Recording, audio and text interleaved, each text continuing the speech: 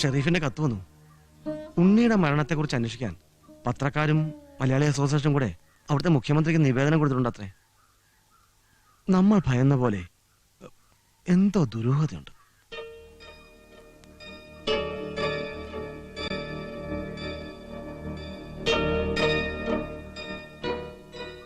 സത്യം എന്തായാലും പുറത്തു വരാതിരിക്കില്ല. ധൈര്യമായിട്ടിരിക്കുക.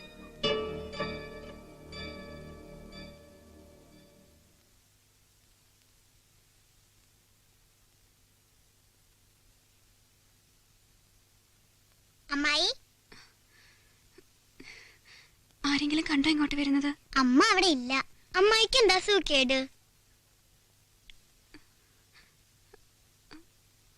ചത്തുപോണ സുഖേടാണെന്ന് അമ്മ പറഞ്ഞ്.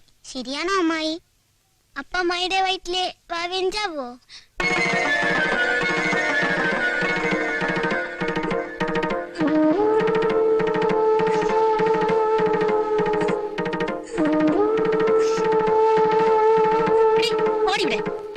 എത്ര പറഞ്ഞാലും കേൾക്കില്ല. അസത്തുക്കളെ ഓരോന്ന് വരുത്തി വെക്കാനിരിക്കുക.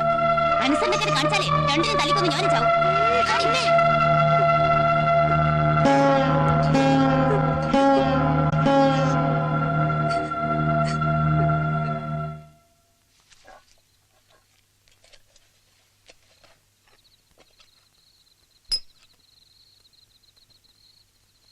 ഇതേനെപ്പഴാ വരിക?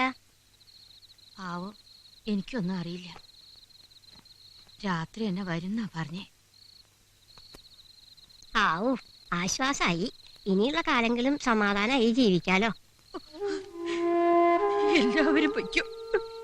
എന്റെ കുട്ടിയെ വിട്ടിട്ട് ഞാൻ എങ്ങോട്ടും ഇല്ല. മണ്ടത്തരം പറയാതെ ദേവകി, അവള് ചത്തോണ്ടിരിക്കുക. പ്രസവം വരെ പോകുന്നു തോന്നണില്ല. പകരുന്ന ഏതാണ്ട് ഒരു തരം തെണ്ണ അറിഞ്ഞോണ്ട് ഓരോന്ന് വരുത്തി വെക്കണ ദേവകി. എന്റെ ഈശ്വര, എന്റെ കുട്ടിക്ക് ഈ ഗതി വന്നല്ലോ.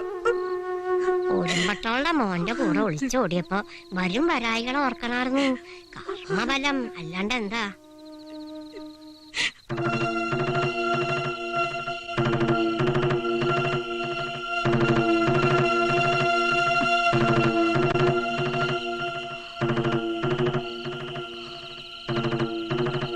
അപ്പോ എന്നെ തനിച്ചാക്കിയിട്ട് പോവാന്ന് വിചാരിച്ചു അല്ലേ?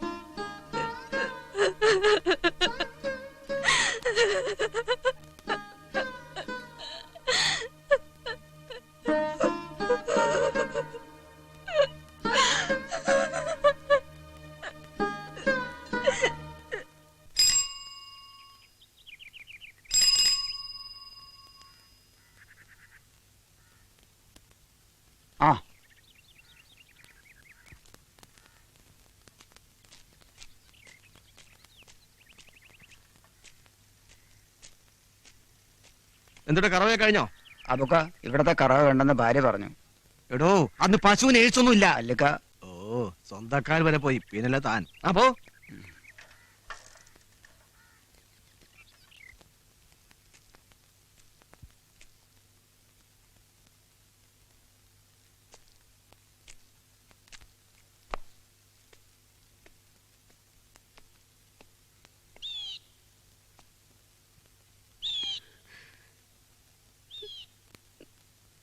എല്ലാരും പോയി, മുത്തശ്ശി പോലും. നിന്റെ ചേട്ടൻ വന്നിരുന്നു. എന്നിട്ട് എന്നെ ഒന്ന് കണ്ടതുപോലില്ല. കുട്ടിക്കാലത്ത് അവനും ഞാനും നിന്നെ ചുമലേറ്റി നടന്നിട്ടുണ്ട്.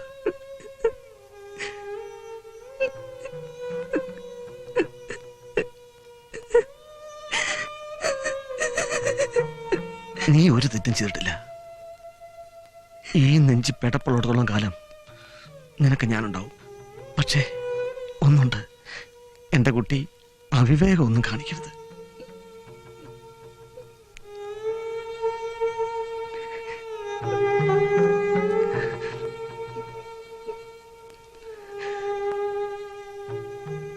ഇല്ലിക്ക,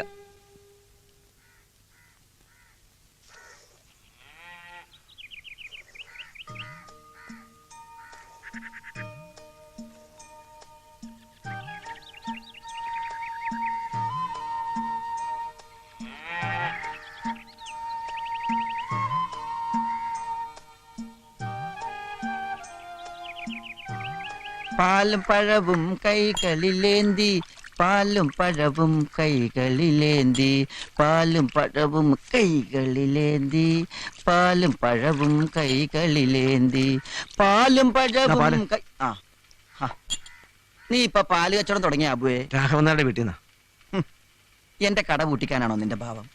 ആ വീട്ടിൽ നിന്നൊന്നും വാങ്ങാനോ കൊടുക്കാനോ പാടില്ലെന്നാണ് കമ്മിറ്റിയുടെ തീരുമാനം. കമ്മിറ്റിയോ? ഏത് കമ്മിറ്റി? പഞ്ചായത്ത് കമ്മിറ്റി. നീ ഈ നാട്ടിലൊന്നും അല്ലേ ജീവിക്കുന്നത്?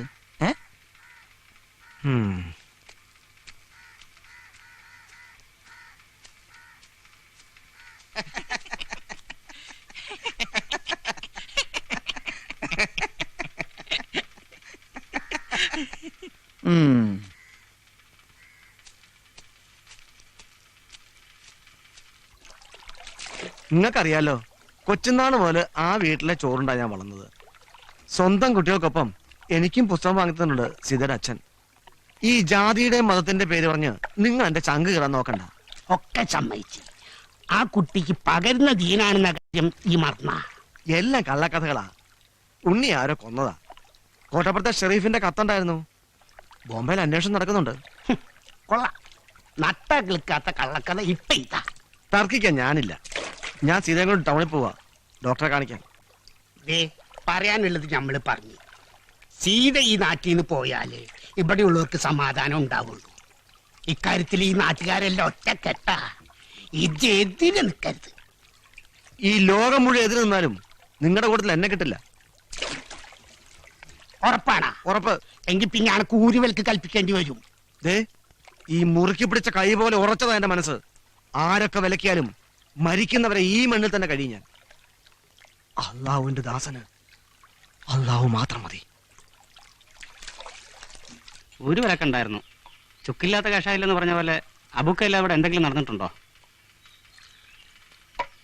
വല്ല കാര്യമുണ്ടോ സമുദായക്കാരെ പിണക്കാൻ? ആ പെണ്ണിന്റെ കാര്യത്തില് വീട്ടുകാർക്കില്ലാത്ത ദണ്ണമാവിന്. അത് പിന്നെ കാണാൻ ചന്തമുള്ള പെണ്ണല്ലേ. ഇറങ്ങണ കടന്ന്.